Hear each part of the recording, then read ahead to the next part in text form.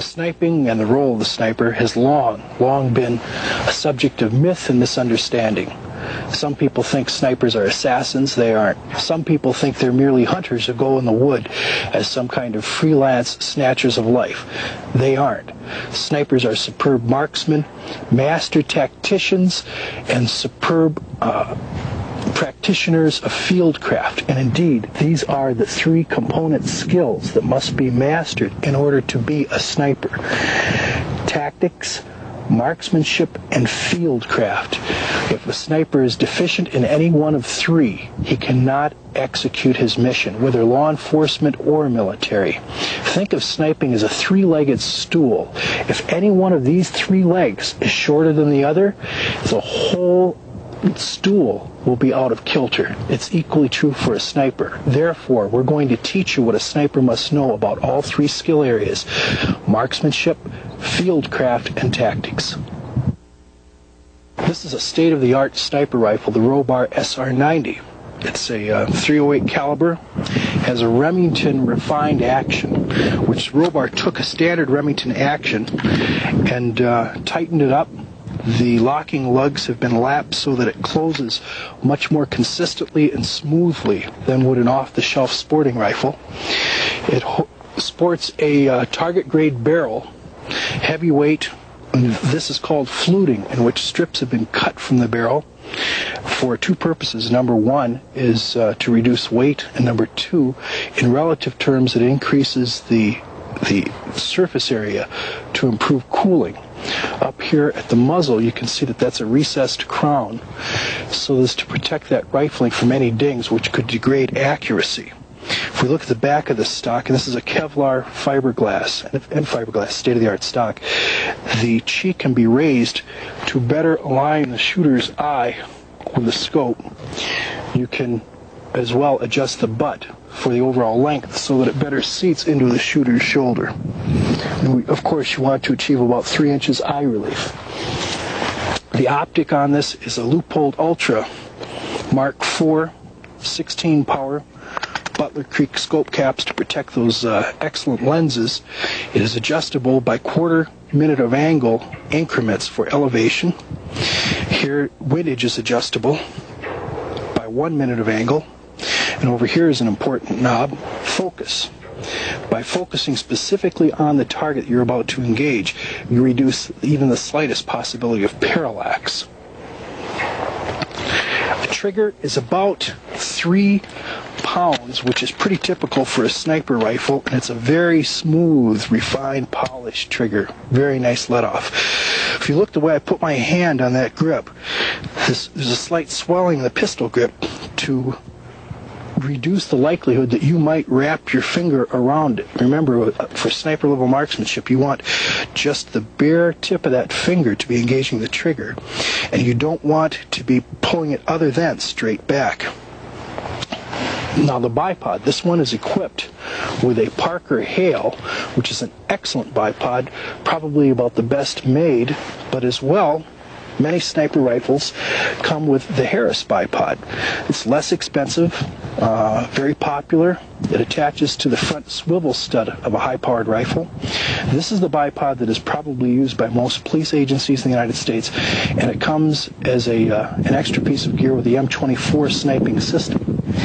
This sniper rifle fires match-grade ammunition, and only match-grade ammunition should be fired with a sniper rifle. This is .308 168 grain Federal match. A sniper team is outfitted with quite a variety of equipment. While much of it is certainly needed in the field, when you look at what's really critical, what's actually mission essential, it breaks down into 3 different groups: weapons, optics, and communications gear. For weapons, in addition to personal sidearms for self-defense, a sniper team obviously has a sniper rifle. In this case, it's an SR90 Robar. Here we have an SSG made by Steyr. The spotter's weapon is an M16A2, which means it's got the heavier barrel and it fires a slightly heavier 62 grain round for better long-distance ballistic performance. The only addition here could be an M203 grenade launcher to this weapon so that it could fire 40mm smoke and HE to perhaps mask an enemy, prevent him from observing you, cover a withdrawal, etc. In the area of communications, here we have a handy talkie Motorola, very typical of what law enforcement uses today, as well as special operations units. What's unusual about this radio is it has a micro switch, a push to talk for just an index finger for the non-shooting hand of a sniper. That way he can be ready to engage. He's got his trigger finger on the trigger, and yet he can still communicate perhaps to an observer or a sniper coordinator during an on-scene crisis. As well, this is an Eagle headset that includes a special device that can read vibrations off the top of your jawbone, so that you've got both ears clear. You can hear with your normal hearing and yet still communicate right through the jawbones. We've also got voice-activated radios. These are inexpensive ones, but the concept is that you have a combination microphone and earphone in the earpiece, and it's voice activated. You don't have to touch anything with your hand. The sniper can have his hands completely on the weapon and yet be communicating merely by starting to talk. In the area of optics, we've got firstly a spotting scope, absolutely essential piece of team gear. Should be a minimum of 20 power to be effective. No more than 30 power or mirage becomes a problem. At the other end of the spectrum, we've got mini binocs. Those are little 10 powers. Those are very handy because you can quickly pull them out of a pocket to check something out if you detect it with naked vision. And finally, we have some 7x50 Steiner binocs, excellent quality glass, and actually that is probably the key, most important optical item in the team, because you will initially detect target indicators with those binocs. Probably 70% of your surveilling with optics will be with binoculars. And lastly, I have an optical rangefinder there. The team also could have a laser rangefinder, especially when you get to shooting beyond 500 yards. Mere rule of thumb techniques become less and less accurate. You need something more reliable. Now, you want to divide up the duties within the sniper team. The spotter, I'm going to bounce back and forth on these, he observes and adjusts the fire, and of course, meanwhile, it's the sniper who's engaging targets. The spotter leads in the march. That's when they're going generally cross-country, because he's got that M16. And if you should unexpectedly encounter the enemy, he can put out a lot of lead fast. Versus this bolt-action rifle, it's not very good defensively.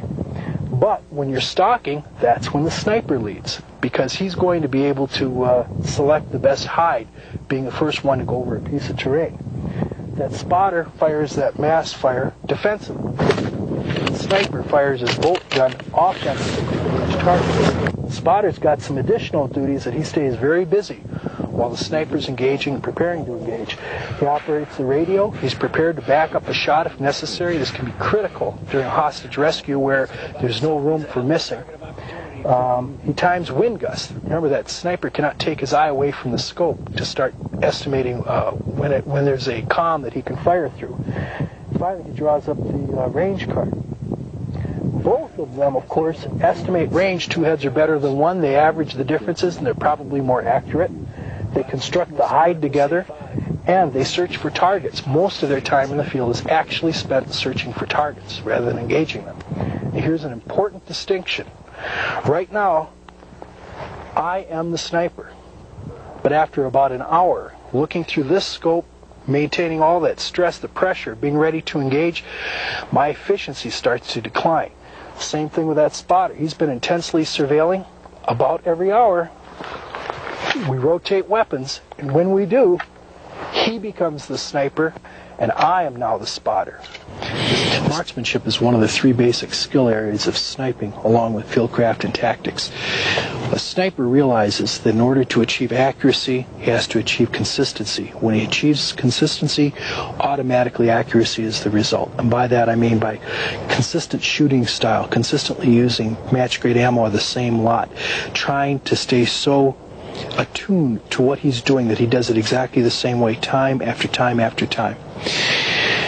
The integrated act of firing, I guess you could say that's a little bit like learning how to chew bubblegum, tap dance, and play jacks at the same time. What a sniper strives to do is perform 4 basic skills, mastering each of them and then integrating them simultaneously. Trigger control. He has to be able to release that trigger perfectly, time after time. Body position. He wants to be real solid so the rifle's stable, yet he's comfortable. Sight alignment. If he doesn't have proper sight alignment, he's probably going to cause parallax. He's probably going to push that round a little right, left, up, or down. Breathing. Breathing especially is important, because a lot of people don't understand its full impact. You have to realize that breathing causes your body to move. You breathe out, you breathe in, your chest moves a little bit. Let's look at what this looks like graphically. You breathe in, breathe out. Breathe in, breathe out. Well, understanding the cycle, you want to oxygenate your blood a little bit so that you can pause for a second to become a little more solid. So you even deep breathe a little bit. Blow out half of it and hold it. That is called a natural respiratory pause. It's about 5 to 7 seconds. That is when all of this is integrated right in that little window to achieve the most perfect marksmanship. Let's go over and see how our our spotter is preparing to fire. First, let's look at his body position. He's sitting from a bench, so let's take a look at how he's seated the rifle, how he's grasping it. First, we know, because undoubtedly he's a fine marksman, he properly seated that butt in his shoulder. He learned through drills of raising a rifle, putting it in his shoulder and lowering it, how to get it naturally into that deep pocket so it's really solid. Furthermore, he's using his non-shooting hand to hold it solid and pushing back slightly. This also has the effect of reducing the felt recoil because it's solidly against that shoulder. His right hand is on that swelled pistol grip. You see that gap in there? He's got his finger out so that it's going to move independently. He's not going to pull the rifle when he pulls the trigger. And only the tip of his trigger finger is touching the trigger itself. Undoubtedly, he has correct eye relief. He's hopefully set that scope the correct distance from his eye, so that he brings that cheek up to a solid spot on the butt, a spot weld, so that it is at the correct eye relief, and he's got a full scope picture. He's got nothing but clarity out there. Sniper, why don't you go ahead and dry fire? There, did that feel good? Great. Okay. One other thing that we could add, this is called a bean bag. You can think of it as kind of a poor man's micrometer for raising the butt on that rifle. With his non-shooting hand, he can put that rifle butt on top of it, and he can squeeze it slightly to raise it or shake it out a little bit to lower it. This is, in essence, a small sandbag. If you don't want to use a military sock, you can cut off the pants from a BDU leg, sew it up, put a little wire on the top. A moment ago I mentioned a scope sight picture to make absolutely sure you understand what that looks like through an optical sight. It should be perfectly clear, the crosshairs centered, no shadow on the sides, no shadows on the top. If you were to shoot through one of these, it would cause the round to tip right or left or go up or down.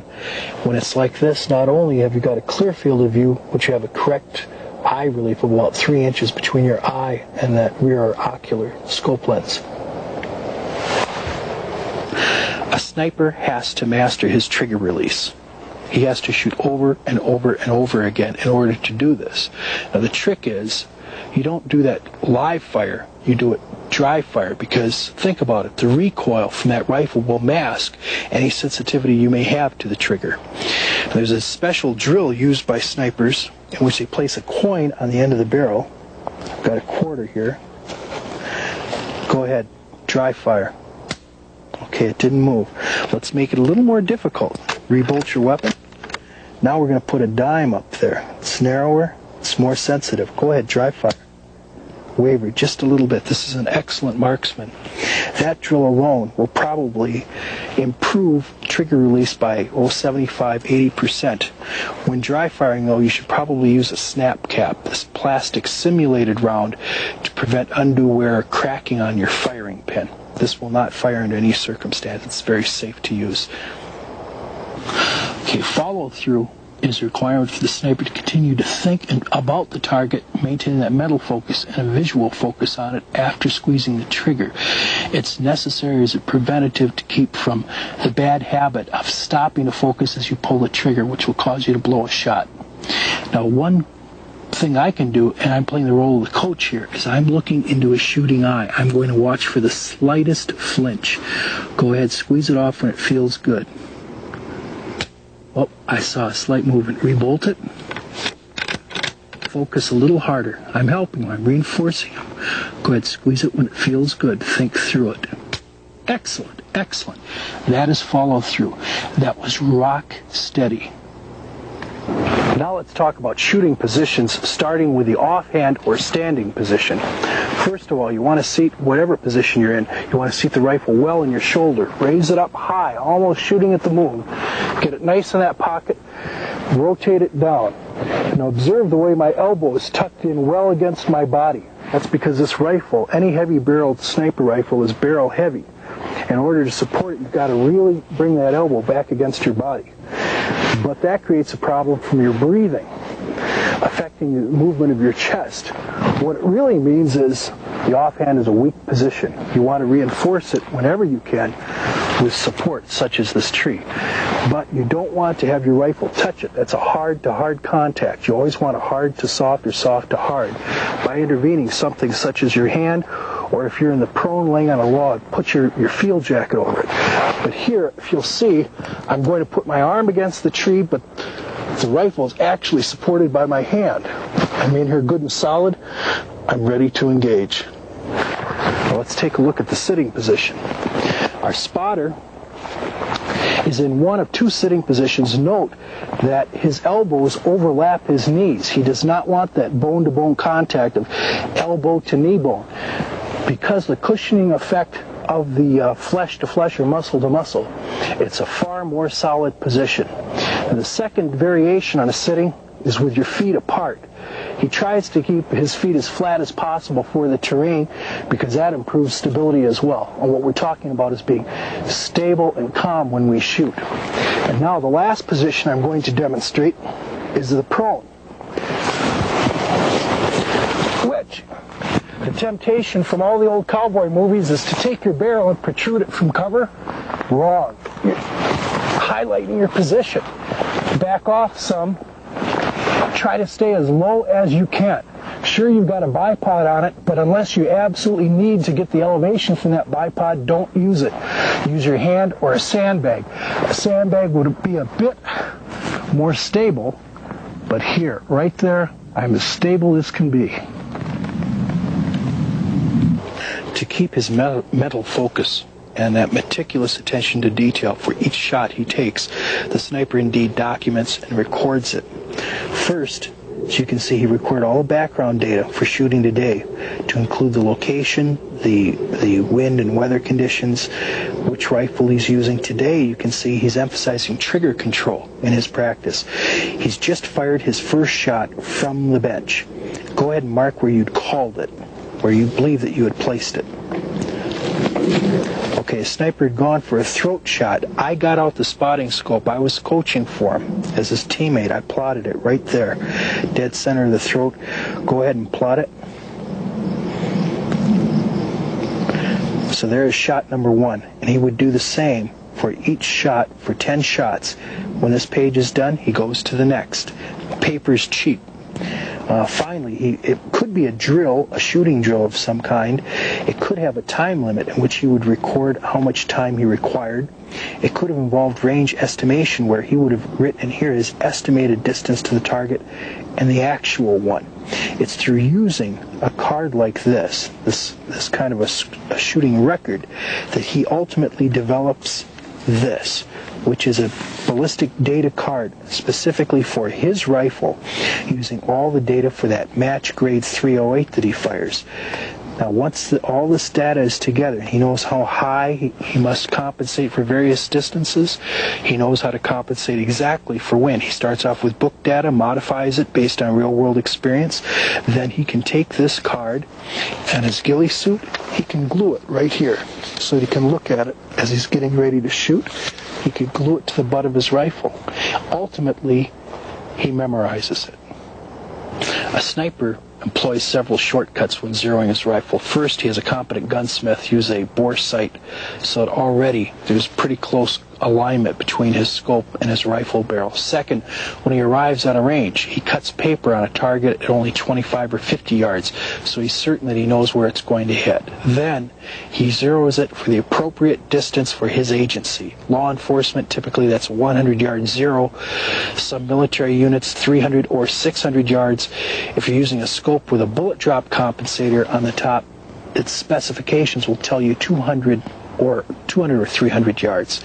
When you're zeroing, you're going to zero either for civilian match, such as this Federal 168 hollow point match, or the military special ball M118. They are not specifically the same. If you zero for this, you've not zeroed for this. Secondly, once you have zeroed, also record that lot number, because you will be shooting ammo off just that lot number, and if you must go to another, then you test fire ammo from that next slot and shoot just from it. Here's an array of assorted targets, starting on the left with the zeroing targets. The upper one is actually a little more suited for sniping because you can clearly see dark lines where you can align the crosshairs of your scope. This is a good general purpose target, just good for bullseye type practice, as well as you can take a black spacer, put it on just about anything. That's a good challenging shot for 100 yards. When you start getting to drills and more realistic practice, a realistic target is suited. The only thing I might change here is to Xerox an actual face and put it over it. When it comes to reactive targets, targets that do something when you hit them, that are fun to shoot, and remember, keep shooting fun, you keep shooters interested. Different colored balloons, it could represent different types of targets. Remember to keep them proportional to the distance, 200, 300, 400 yards. Other reactive targets, you take a dozen milk cartons, put them on a hillside, and now you've got both a spotting exercise and a marksmanship exercise. For 100 yards, shoot raw eggs or golf balls. That's real fun in comradely shoot-offs, a little sniper competition. 200 yards or greater, a clay pigeon. And finally, these Chinese exploding targets. If you can place a round in that orange center, it will go boom in a big way. It's one thing to shoot on a perfect day off a bench. It's quite another to shoot realistically, which means under stress. To drill yourself so you're ready for the rigors, both mental and psychological, of real sniping, you need to induce stress, both physical and psychological. We're going to demonstrate one drill that's designed to do exactly that. Sniper, are you ready? Ready.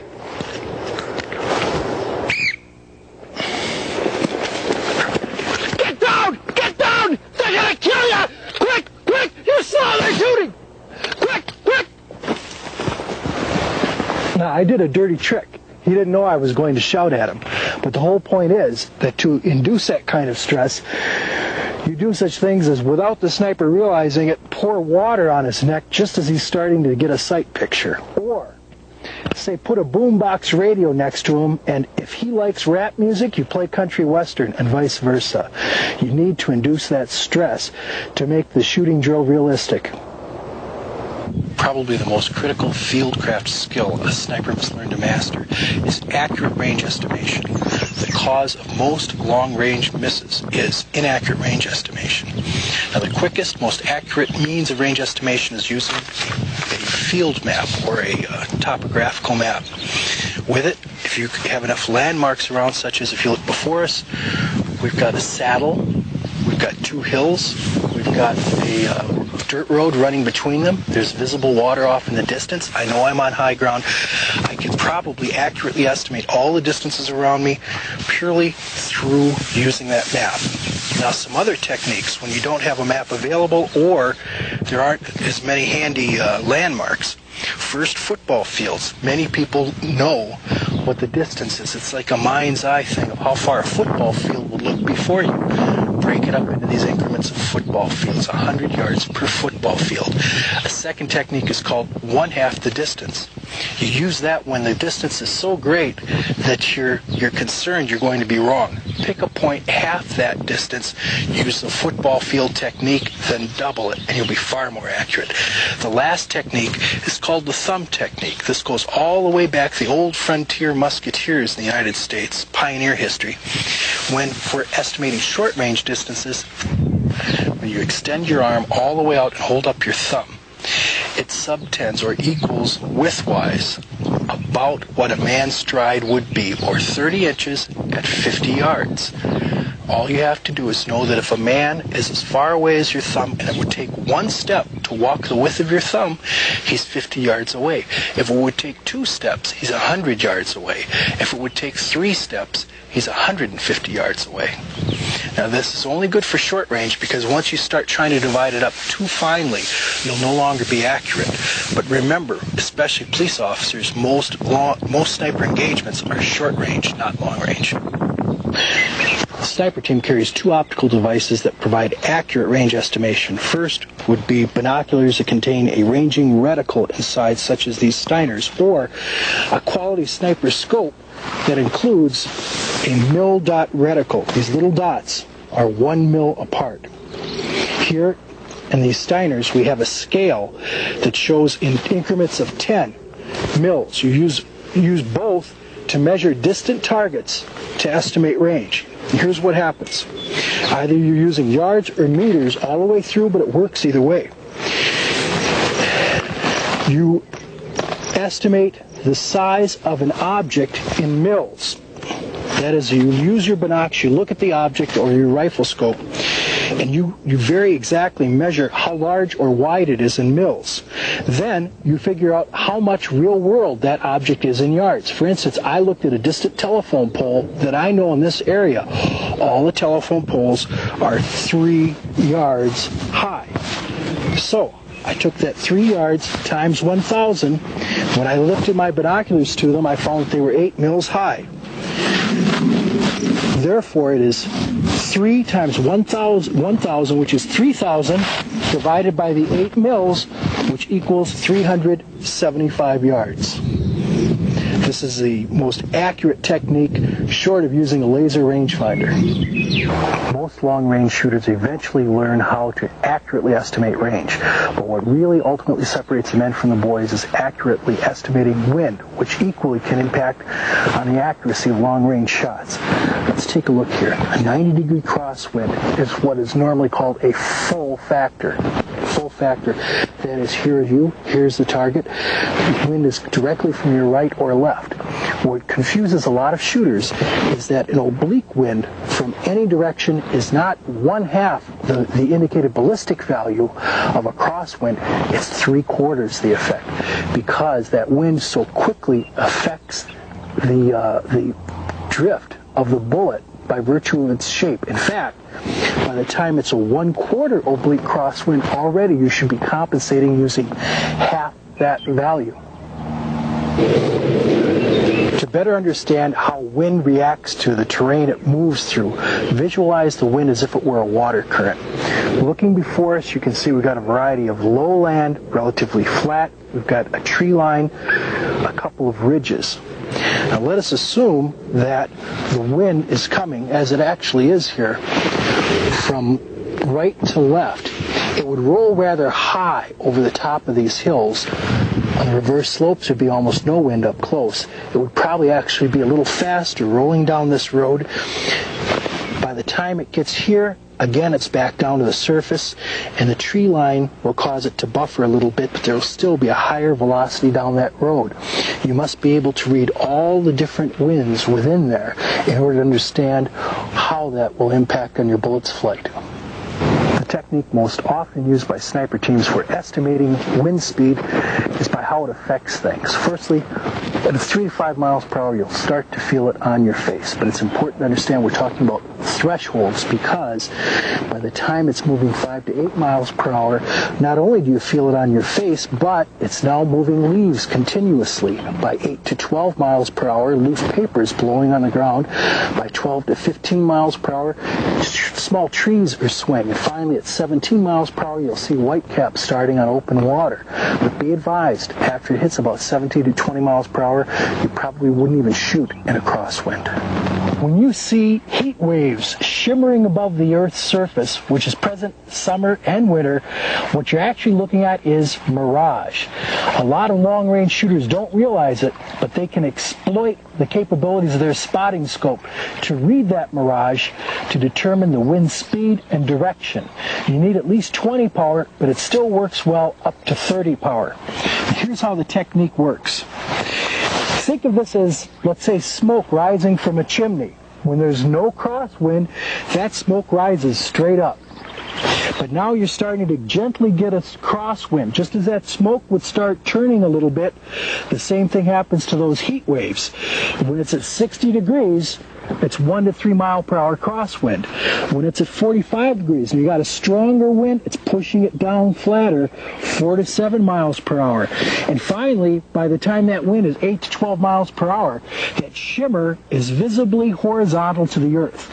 Some old-time shooters will claim that they can estimate up to 20 plus miles per hour because they've practiced mirage readings so much that they can read how flat those lines are and determine wind speed. But something else you can do with that mirage is determine the wind direction. And that is, you rotate your spotting scope slowly to the right and slowly to the left, and eventually you'll find a position where it starts broiling and boiling in your field of view. Where you find that, that is the direction the wind is coming from. So how do you compensate for wind? Well, the first and obvious technique is to use the windage knob on your scope and adjust it right or left to compensate. The second technique, if you have a wind that's too high velocity to compensate on the scope, is number one, reduce the distance to 100 yards or less, as police often do, and thereby you minimize the effect so it will not disrupt your shot. But if you don't really want to close with that target, if it's too dangerous for you, dramatically reposition yourself upwind or downwind to neutralize the wind altogether. The sniper team's optics are an integrated family in which the sniper team exploits the capabilities of each device for each situation as it appears. Mini binocs are excellent because you can have them right in your pocket, pull them out fast to investigate a target indicator. These are probably the most often used optics in the team. Binoculars are great for detecting target indicators covering large areas of terrain. When they find a target indicator, it's the spotting scope that becomes the investigative tool by which they determine what it was that the target actually is. And finally, the sniper employs his sniper scope both to spot and to engage targets. Not meant necessarily because it's the best device for detecting targets, but it's going to be up close to his eye anyhow. Now, how do they all work together? First of all, your naked vision scans a wide area until it comes upon a target indicator. Or, to supplement naked vision, and you're starting to reduce the field of view but increase magnification, the team employs binoculars. The rifle scope will be the next optical device for having a slightly tighter field of view, but probably with a magnification close to or only slightly greater than the binoculars. And finally, really zooming in on that target, really magnifying it to the most, but with the tightest field of view, will be the spotting scope. To be effective, a sniper team needs to understand the pros and cons of an assortment of camouflage colors and patterns. Looking first at these desert patterns, this plain tan is fine if you highlight it a little bit. This was our original Desert Storm pattern. It was found to be a little bit too contrasting. That's why it's been rendered obsolete by the newer desert pattern. You know, that's a little mellower and blends together. Next, if we'll look at the winter patterns, ask yourself, where have you seen that much brown with snow on the ground? I think that's for catching fishermen rather than fish. West German pattern just above it, excellent for pine country. Next to it, to the left, is a U.S. winter over white that I've highlighted a little bit to add some late winter streaks of gray. Coming down, we've got two very popular police patterns here. Problem for sniping is that silhouettes you very clearly. It's okay for an entry team where you want to intimidate a foe, never for a sniper. All you've done is define the target for a bad guy. Same with this. This is inappropriate. In fact, originally the manufacturer called this pattern snowflage, not urban camouflage. It's very dangerous. It highlights you. Here we have a British or Rhodesian pattern. It's fairly good, very modeled, very irregular. Now we're going to look at some civilian patterns in the background here. All of these would work in northern woodlands. You notice this one over on the right is a little more brown, would lend itself perhaps to mountain country or desert. Those are both realtree. The realtree green would lend itself better to northern woods. We've got mossy oak and tree bark. Those are decent. We've got two colors of mirage. Mirage fall, mirage spring. The last two military patterns to look at is the famous from Vietnam tiger stripe. Problem, it's polarized. Shadows in the woods, if they're running in the opposite direction, will highlight you. You want to blend in, not contrast what's around you. This is a very nice uniform. It's the Desert Night developed for Desert Storm. It will confuse an enemy's IR attempt to illuminate you in the dark. But other than that, it is not as good as the best overall pattern, which is the American Woodland BDU. For all purpose, it's hard to beat this pattern. It's modeled, it's multicolored, it does not highlight you, it breaks you up sufficiently. You add a little bit of coloration, a little bit of natural camouflage to this. This is probably the most effective pattern you can use. Without question, the finest sniper camouflage ever developed is the ghillie suit. Now, ghillie is Scottish for guy, and indeed it was in Scotland that this effective camouflage was born. As worn by our spotter today, a ghillie suit, we'll give him a second to come to his feet, covers his entire back so that he can lie prone with it. He was, in effect, invisible when lying prone. A spotter, if you could turn backwards, consists of many layers of burlap and other colored cloth tied into a net that is sewn on the back, the legs, and the back sides of the arms with a matching hat. In this case, it's an American jungle hat to which numerous strips have been tied. Important point, you'll see in a moment, I'm going to show you a little detail of these loops or squares, but each one has at least one piece, one strip tied to it. Because it's tied rather than sewn or stapled or something, you can take it off if need be to change coloration. And you can add some more coloration later if necessary. The actual strips are anywhere from about 12 to 18 inches long, looped through once, tied with a single knot. If you would turn back the other way. Now you notice on the front, we've glued naga hide. You can do the same thing with old rubber inner tube rubber. Glued that to his knees and to his elbows. If you lift an elbow there. To his elbows so that he can glide a little better across the ground, and underneath each is a compressed sponge to protect those knees and elbows a little bit. But otherwise, we keep that front relatively clean to facilitate low crawling. Our Robar SR90 sniper rifle is equipped with an excellent Parker Hale bipod, but what do you do if you're in the field and you don't have a bipod? You can make a field expedient one by cutting 3 sticks about a ½ inch diameter, about 12 inches long, take a bootlace, tie them together.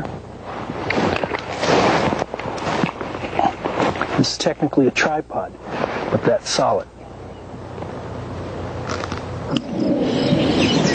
The appropriate movement techniques employed by a sniper are determined by the available concealment on the route he intends to use.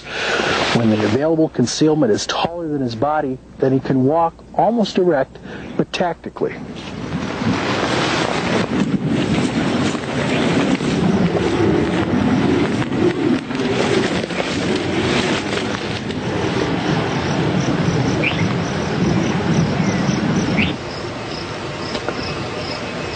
Here, the spotter is leading the team through moderately high brush, and he's using a crouch walk, again moving tactically, taking advantage of the available concealment on his route.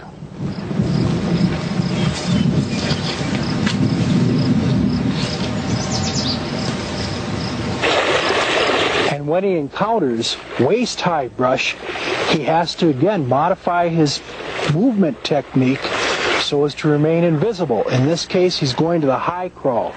What distinguishes the high crawl is that his elbows are not on the ground. He's walking on hands and knees.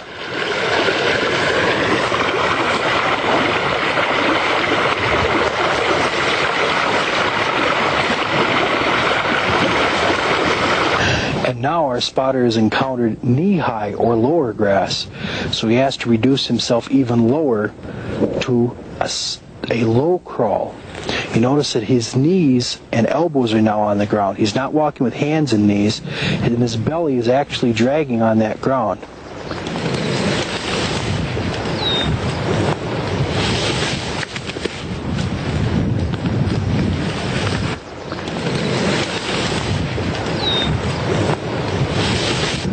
The lowest and slowest movement technique of all is called the sniper crawl, in which the sniper's belly, his back, his head, everything is pressed as low and tight to the ground as possible, because available cover and concealment are so slight, and his only mode of propulsion is pushing with his feet and pulling with his fingers. This might be the technique that he'd use to creep across a road or through a very shallow fold in a field that bad guys would not think he could cross. Typically he'd be wearing a ghillie suit, but to demonstrate, we'll be doing it without a ghillie suit. There's really no mystery to stalking. It's just common sense. That is, applying the proper movement technique to the kinds of cover and concealment that are offered to you by the terrain. The hide is a position from which a sniper engages targets. Usually it's a temporary position. The sniper is looking for concealment and cover. But the first criteria that a sniper uses in selecting where that hide will be is whether or not he can engage targets within the sector he wishes to. Look at this expanse before us. Between the roads and trails out there, there are probably a good number of likely locations that we would detect targets. But let us say we went with the cover and concealment of that lone tree. Sure, there's some shadow there, there'd be some ballistic protection, it's in low ground, you've got tree trunks, you've got foliage, but it is so conspicuous that I guarantee you, anyone who takes a shot from anywhere in that general area instantly will counter fire, they'll maneuver against you, they'll try to call suppressing fire. Instead, looking in the opposite direction, still about the same distance from our sector, are many trees, many opportunities, confusion. When a bad guy hears a shot from this general area, he will not be able to pinpoint the sniper's location. And now we take into consideration another important criteria, and that is having an escape route.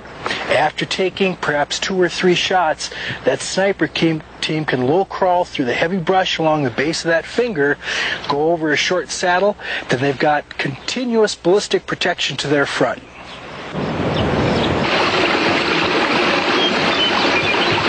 Probably my favorite kind of temporary hide is a ditch. The reason is, for infiltration, it offers ballistic protection and concealment from enemy observation.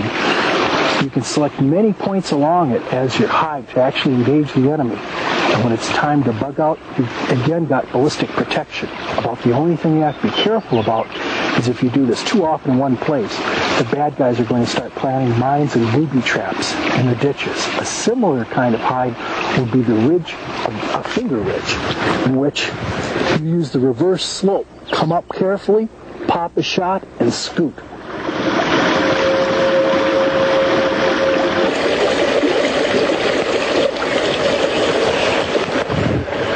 How many rounds should a sniper fire during an engagement? That's long been a source of contention and barroom arguments among snipers, and there are no clear, fast rules. But think about this. The very first shot you fired may very well be the only one you'll have against an unalert enemy. It has to be against the most valuable target within your field of view, because after that first shot, the bad guys have all disappeared into cover concealment. They may even be returning your fire. The second shot gets iffy. I mean, you might have a valuable target out there that's worthy of it. But a third shot, they're all alert, they're waiting. and they know such things as crack, bang as well. So that third shot is probably the max. It might even be dangerous. But just as there seem to be steadfast rules for many things, there are also exceptions. The essence of counter-sniping is locating a hidden gunman so that you can then bring your own fire on him or maneuver against him.